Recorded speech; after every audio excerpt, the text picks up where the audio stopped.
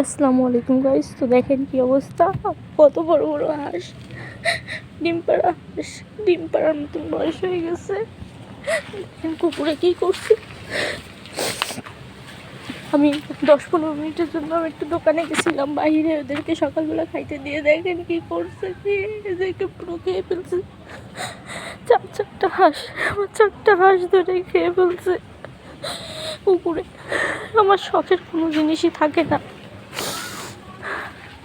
এত শখ করে আমি এদেরকে পালছি, প্রচুর পরিমাণে টাকা নষ্ট করেছি।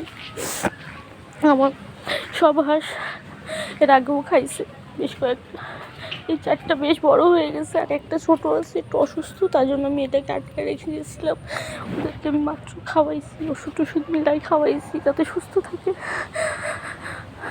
এখন দোকান থেকে এসে দেখে আমার সব হাঁস খেয়ে ফেলছে কুকুরে।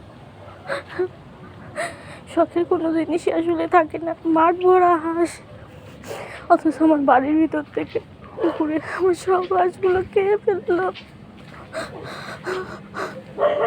আমার মোরগের পশম দেখতেছি, আমার মোরগকেও দাবাইছি সম্ভবত। এখন আমার মোরগকে খুঁজতে বের হচ্ছি আমি। দেখেন মোরগের পশম, এখন আমার মোরগকে আমি পাচ্ছি না। দেখেন মাঠ ভরা হাঁস, দেখেন মাঠ ভরা হাঁস, অথচ আমার বাড়ির ভিতর থেকে হাঁস খেয়ে ফেললো।